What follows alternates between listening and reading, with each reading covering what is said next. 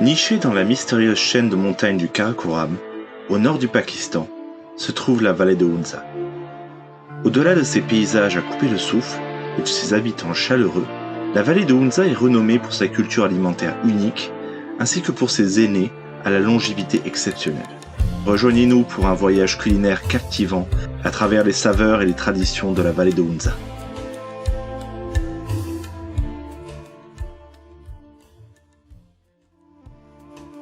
La vallée de Hunza, également surnommée le Shangri-La du Pakistan, offre un harmonieux mélange de beauté naturelle et d'héritage culturel vibrant.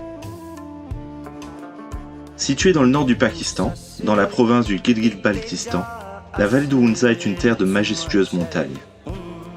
Avec de nombreux sommets de plus de 6000 mètres, dont le 27e plus haut sommet au monde, le Rakaposhi, qui atteint 7788 mètres.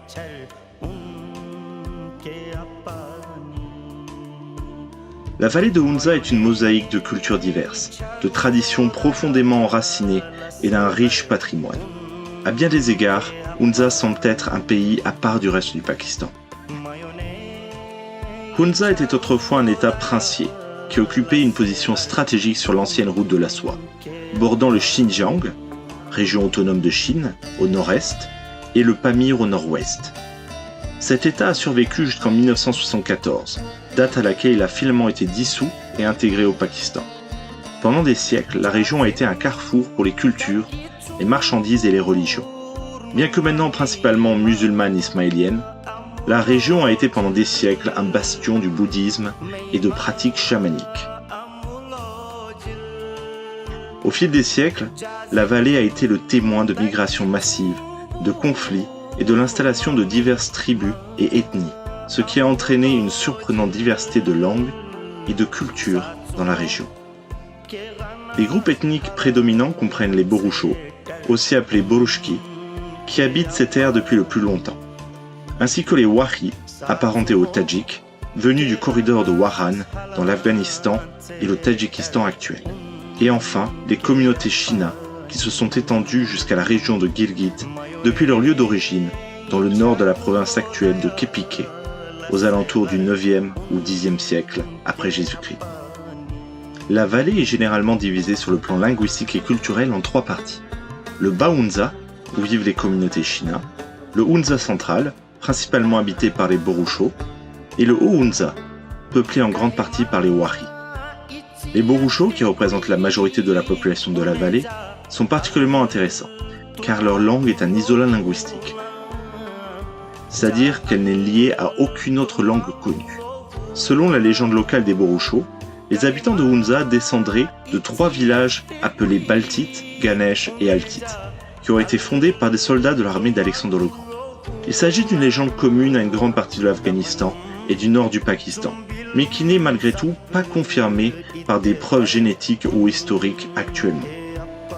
De nos jours, les différences de mode de vie et de culture entre les 3 groupes se sont amenuisées, et l'ensemble de la population est uni par une histoire commune, ainsi qu'une foi et un mode de vie partagé. En effet, 99% des habitants de Hunza sont musulmans chiites. Que ce soit en termes de langue, de situation géographique, de culture, de religion, d'histoire ou d'architecture, tout distingue Hunza.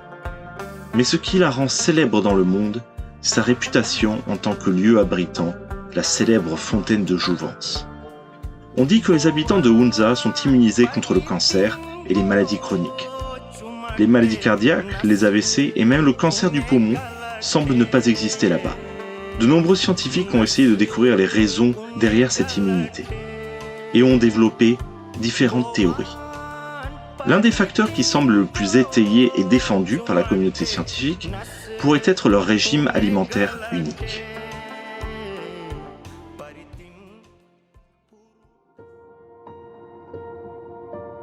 Les habitants de Hunza et du reste du Gilgit-Baltistan ont eu un impact profond sur leur environnement et ont transformé le paysage d'origine, qui était autrefois désolé, en un véritable paradis.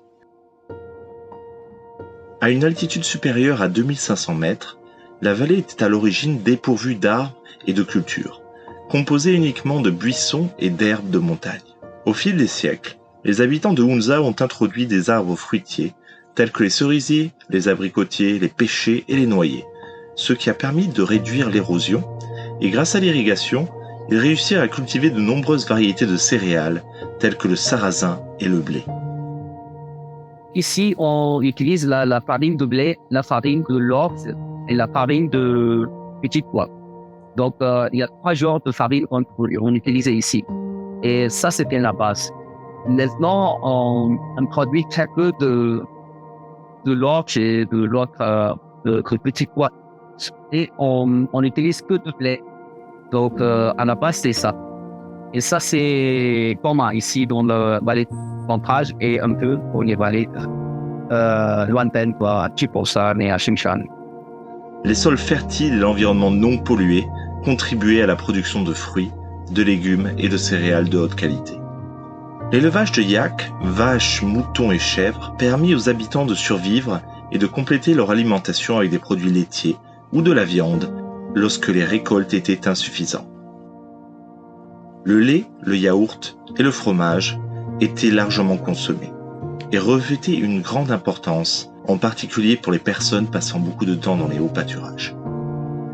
Dans l'ensemble, la cuisine de la vallée de Hunza fut principalement influencée par sa situation géographique. La vallée était isolée de ses voisins pendant des siècles, en raison de passages dangereux et d'étroits sentiers de montagne. À cause de cela, peu de produits ou d'épices étrangères étaient importés et utilisés dans l'alimentation locale. La plupart de ce que les gens mangeaient était cultivé localement et biologiquement. Et peu d'épices étaient traditionnellement utilisées, contrairement au reste du Pakistan. En conséquence, la cuisine locale était simple mais savoureuse. L'essentiel de l'alimentation locale reposait sur des céréales anciennes, des fruits, de l'huile d'abricot, des produits laitiers et une quantité limitée de viande. Les animaux étant trop précieux pour être consommés, car ils jouaient un rôle important en tant que source de lait, de laine, de main-d'œuvre et de transport.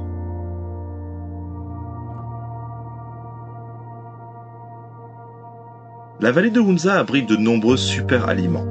Même s'il n'existe pas d'études scientifiques montrant clairement l'impact distinct de l'un ou l'autre de ces derniers, ils font partie d'un régime alimentaire sain et riche en composés chimiques très intéressants qui ont probablement contribué dans une certaine mesure à la santé et à la longévité de la population locale. En premier lieu parmi ces super aliments se trouvent les abricots de Hunza. Il est difficile de dire comment les abricots sont arrivés à Hunza, mais la vallée est proche de l'un des centres de domestication de ce fruit en Asie centrale. De nombreuses histoires sont racontées sur l'origine de l'abricot, mais en tous les cas, ce qui est certain, c'est que celles-ci sont très anciennes. Disons qu'on raconte différemment de l'histoire de l'abricot ici, mais on dit que quand Alexandre le Grand a passé, quelques personnes de son armée sont venues dans cette région. Donc on dit que c'était des Grecs à l'époque et qui ont peut-être amené les noyaux d'abricots. Peut-être, on ne sait pas, de voisinage, quoi. Ça peut être de l'Iran ou de l'Afghanistan, ou peut-être comment ça s'appelle, de côté Chine ou quelque part. Mais ils les ont plantés ici. Donc, depuis, on a cet abricot dans la région. Les abricotiers de Hunza poussent à des altitudes de 1200 à 2900 mètres dans les contreforts de la chaîne de montagnes du Karakoram. Les arbres eux-mêmes sont assez uniques et bien adaptés à leur environnement. Ce sont des arbres extrêmement robustes qui peuvent supporter des températures hivernales allant jusqu'à moins 30 degrés et des températures estivales de 40 degrés. Beaucoup de ces arbres sont des variétés sauvages et la plupart naissent de graines sans être greffées. C'est pourquoi la diversité génétique des abricots dans la région est très élevée. De plus, il n'y a pas de grandes plantations d'abricotiers. La plupart appartiennent à des familles et le plus grand producteur d'abricots de Hunza au Pakistan ne possède que 150 arbres. Le fruit lui-même est distinctif. Les abricots de Hunza sont de petits abricots ronds. Ils sont sucrés et pas fumés. Les abricots sont au cœur de la culture alimentaire locale à Hunza et sont incorporés sous de nombreuses formes dans l'alimentation des habitants. Les locaux les consomment frais, en font du jus, de la confiture, du vinaigre, les sèchent pour les conserver plus longtemps et en font même du vin. Avec l'abricot, on le sèche et avec l'abricot sec, on faisait de Dao dao, ça veut dire genre de la soupe pendant l'hiver ou n'importe quelle saison. Et ça, c'était très, très bien pour la santé. Donc, on utilisait l'abricot sec sur toute l'année. Et ça, quand les gens qui viennent pour faire du trek là, qui vont dans les montagnes, s'ils ont rien et ils ont de fruits secs, de l'abricot sec, ben, ils peuvent aller n'importe où parce que ça te donne beaucoup de force. Cependant, l'utilisation réelle qui distingue Hunza et ses habitants du reste du monde est qu'ils consomment les noyaux et en font de l'huile. C'est précisément cette abondance d'abricots dans la cuisine locale que les scientifiques estiment avoir contribué dans une certaine mesure à la longévité et à la santé des habitants. L'huile d'abricot en particulier, car elle est riche en vitamine B17, également connue sous le nom d'amygdaline, que certains estiment aider à lutter contre le cancer, même si cela n'est pas scientifiquement prouvé. L'huile d'abricot était la base de la nourriture ici à Hunza. Dans chaque chose, on utilisait l'huile d'abricot. Même quand c'est l'hiver et il y a un bébé qui tousse, alors on donnait sur une petite cuillère, l'huile d'abricot et il toussait plus, quoi, parce que c'est vraiment, en même temps, c'était le genre de médecine aussi.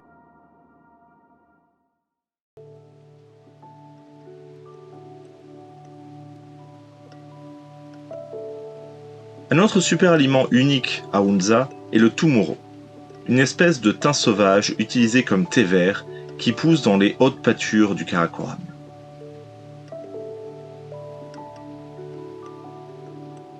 Tumoro, c'est une tisane, c'est le thé vert, mais on peut le mélanger avec le pain traditionnel qu'on fabrique, le pain dur, on dit. Il y a d'autres qui s'appellent yichor, il y a 16 ou 17 herbes à Shemshal qui ont une place spécifique pour différents repas ou différentes causes, quoi. Il y a d'autres herbes qu'on utilise pour les malades, disons. Si on a mal à la tête, on utilise d'autres tisanes. Mais on ne connaît pas à l'extérieur de Shemshal, on ne connaît pas tout ça. Ici, c'est très... Disons qu'il y a 3 ou 4 herbes qu'on connaît, mais à Shemshal, il y en a à peu près 16 et 17 herbes qu'on utilisait depuis des années. Mais il y a aussi les légumes à Shemshal qui curent le cancer. Alors ça, c'est testé, vraiment. Il y avait une dame qui mangeait beaucoup de cette légumes. Et quand elle était malade, et on l'a ramenée à l'hôpital à Karachi, à l'hôpital de Nagano, et on a regardé son cas et tout. Ils ont trouvé qu'ils ont analysé qu'elle était cancer. Et ils étaient étonnés que voilà, elle était vraiment malade. Et qu'est-ce qui a fait qu'elle a duré tellement longtemps? Donc, après, ils ont demandé, et là, les gens de Shemshal ont dit que non, elle mangeait une espèce de légumes dans les pâturages. Parce que tout le village connaissait que c'est elle qui mange que ça. Et ça a vraiment duré son âge et ça a poussé son maladie vraiment sur à peu près sur 20 ans. Donc, ça, c'est très, très connu. Et voilà, il y a plein de choses comme ça à Shemshal dans les hautes pâturages.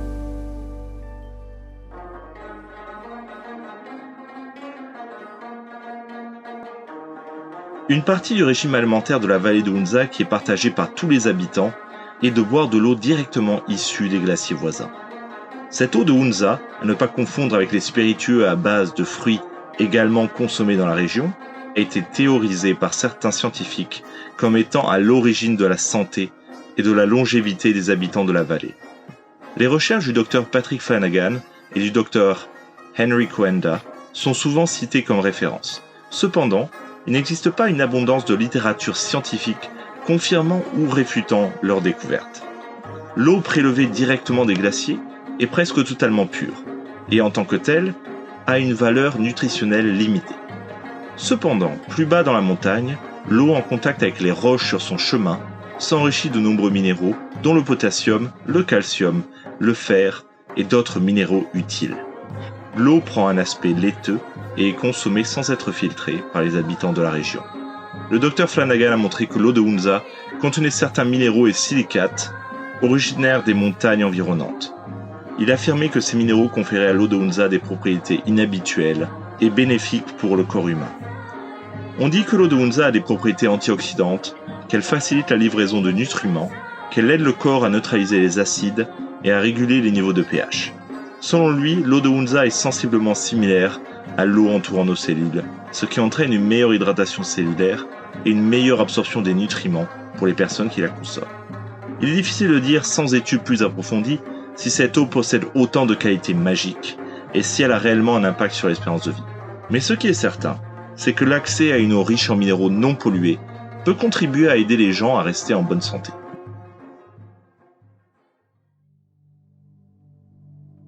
Complétant le régime alimentaire, un autre élément joue très probablement un rôle crucial dans la santé et la longévité des Hunzakuts, leur mode de vie. L'environnement dans lequel vivent les habitants de Hunza est montagneux et présente un terrain extrêmement accidenté. Les villages sont extrêmement isolés et construits à flanc de falaise. Les habitants de Hunza n'ont pas d'autre choix que de naviguer dans les passages difficiles et les crêtes abruptes. Les terres cultivables ne se trouvent pas toujours directement à côté de leur maison et certains pâturages sont localisés à plusieurs jours de marche du village. La plupart des villageois travaillaient dur dans les fermes depuis leur enfance et faisaient de l'exercice tous les jours. Les personnes âgées que j'ai rencontrées travaillent encore passé 60 et même 70 ans. Ils ne voudraient en aucun cas changer cela. Certaines personnes sont revenues dans leur village après avoir séjourné chez leurs enfants en ville, ne supportant pas l'idée de ne pas travailler et de ne pas s'occuper de leurs champs. Le mode de vie traditionnel des habitants de Hunza est simple et permet aux gens de rester en excellente forme physique jusqu'à un âge avancé. Une autre pièce du puzzle est la santé mentale et la vie en communauté des habitants de la vallée. Les habitants de Hunza ne connaissaient pas le stress de la vie urbaine moderne et vivaient à un rythme plus lent, ce qui est probablement important car le stress chronique et l'anxiété ont été prouvés comme raccourcissant l'espérance de vie.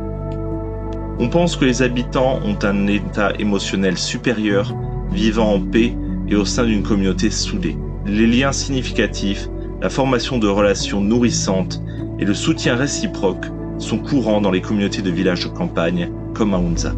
Certains articles ont qualifié les habitants de Hunza de gens les plus heureux de la Terre. Cela peut jouer un rôle dans leur longévité, car le fait de se sentir heureux a un impact positif sur l'état émotionnel des personnes.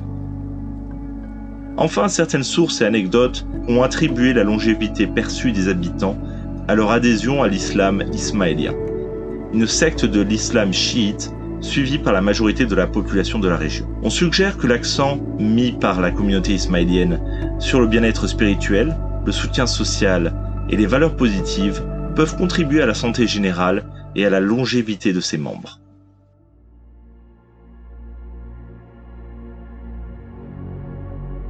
Cependant, bien que les habitants de Hunza aient été autrefois célèbres pour leur longévité exceptionnelle, les choses ont changé et même les habitants reconnaissent l'impact de ces changements sur leur mode de vie, leur santé et leur bien-être. L'achèvement de la construction du Karakoram Highway, la plus haute route internationale au monde, en 1978, joua un rôle crucial dans tous les changements qui bouleversèrent la vallée. Construite par la Chine, cette route de 1280 km reliant le Pakistan à la Chine désenclava la vallée de Hunza et altéra en profondeur et de manière permanente le mode de vie des habitants de la vallée. Ces dernières années, l'urbanisation et la transition vers un mode de vie plus sédentaire ont progressivement modifié les pratiques et les habitudes traditionnelles de la communauté. Avec l'arrivée des communautés modernes et des influences occidentales, les habitudes alimentaires se sont éloignées des repas riches en nutriments et à base de plantes qui caractérisaient autrefois la cuisine de Hunza.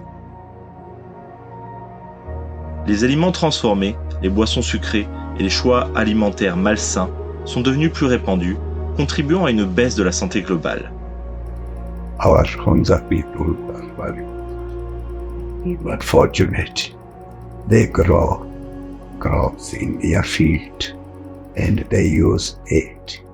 Even we are using the which naturally is coming from our field. But nowadays when we mixed, we are getting food from outside. It is making problem for us. In the old time, our grandparents, our families are using original food. Wheat, barley, and green peas. And now we started potato. But that is also organic food. Rice, the other thing which we are using here, it is making little bit upperly beautiful, but under it is making problem.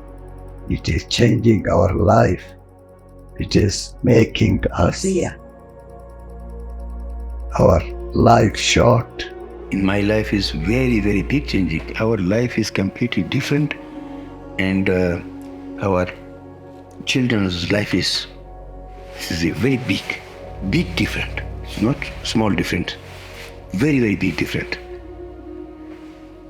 I say for you, because before everything is 100% pure foods, and now is 90% is not good food, and 10% is our pure food. And this food is also for some house, like I am still working for field and for everything, for the trees, for the yaks, for the sheep, for the everything. I work very hard, and this is 100% pure. Some people have money, they make money from downside, and they bring from downside to the very bad things, like a cooking oil, like every foods. They bring from downsides, and then the people said, that is good, everything is like this, like this, like this. Les plats quotidiens qui sont mangés dans la région ressemblent de plus en plus à ce qu'il se fait dans le reste du Pakistan. I and my wife, we stay here, and my children is there.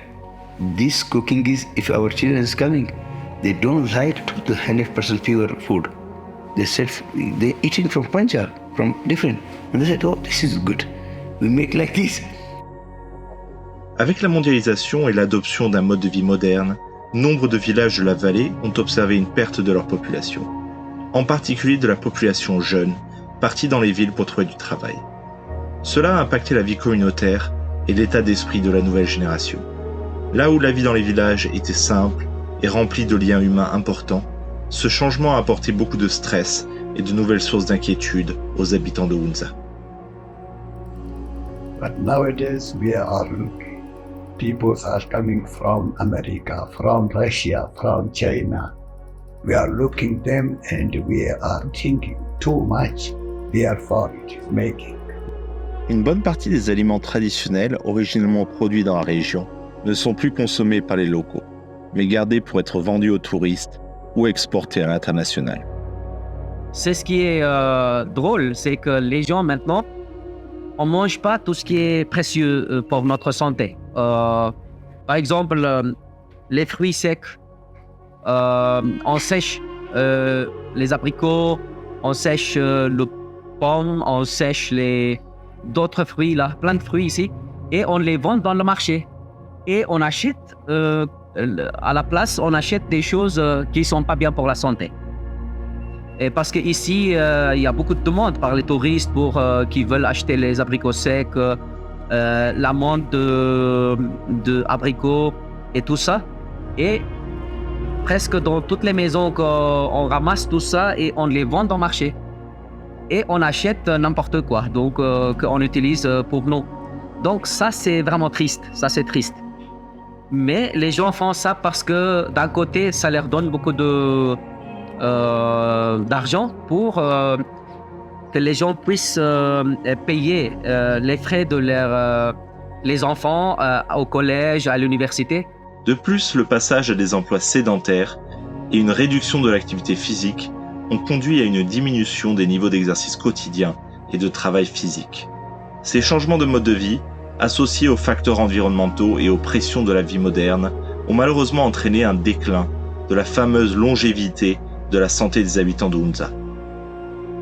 Les gens, ils n'ont pas les mêmes occupations parce qu'avant, on travaillait toute la journée presque dans les champs, ils accompagnaient les animaux pour aller dans les pâturages et que maintenant, c'est plus comme ça. Donc les gens sont devenus commerçants et ils restent dans les plupart du temps dans les magasins et tout, et ils n'ont pas les mêmes stamina ou d'activité, quoi.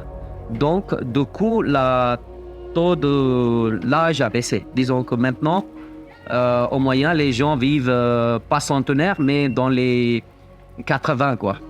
Donc, ça a baissé, pour moi, ça a baissé à peu près 20 ans de cette que à la base était centenaire, quoi. Cela rappelle l'équilibre délicat entre la préservation culturelle et les défis imposés par un monde en évolution rapide.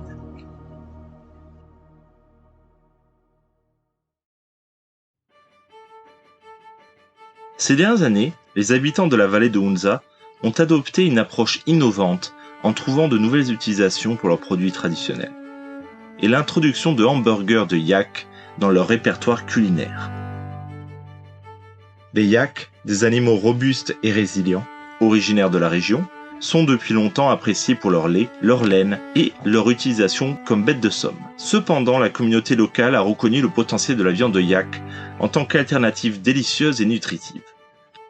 Le yak qui mange les mêmes herbes à 4000 ou 5000 mètres que l'ibex ou d'autres, disons, le bleu chiffre, qui sont très très chers. Il y a une personne qui vient dans les montagnes, qui chasse là, qui paye une fortune pour chasser un ibex, et que nous, les yaks sont vraiment, c'est le plus grand pâturage de la vallée de Hunza à Chemchal. Il y a au moyen, il y a 1000 ou 2000 yaks chaque année dans le pâturage. Donc, quand nous on mange la viande de yak, c'est comme si on mangeait de l'ibex, quoi. C'est la même chose. En créant des hamburgers de yak, ils ont non seulement élargi leur offre culinaire, mais aussi exploité une source de protéines durable et respectueuse de l'environnement. Ces hamburgers de yak offrent une option maigre et savoureuse, riche en éléments nutritifs essentiels et faible en gras.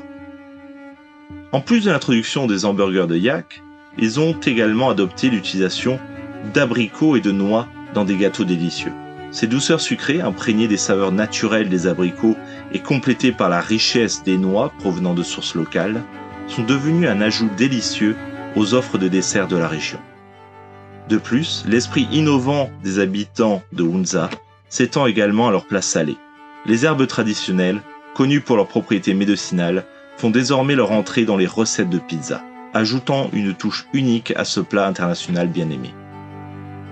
Mon petit frère qui était spécialiste de pizza, il était rentré de Karachi et ici il y avait beaucoup de demandes par les touristes qui voulaient vraiment manger pas les plats locaux mais quelque chose de différent, donc un peu dans les villes. Donc j'avais dans la tête comme quoi on doit essayer le pizzeria. Donc comme ça j'ai commencé, j'ai ouvert le premier pizzeria à Karimabad qui a donné un superbe résultat et comme ça j'ai embauché pas mal de jeunes là-bas. Après, on a en équipe, on a créé ici sur le lac à Tabat et puis à Aliabad ici. Et après, l'année dernière, on a ouvert sur Hosseini, ce point suspendu là-bas. Donc comme ça, on a 4 endroits.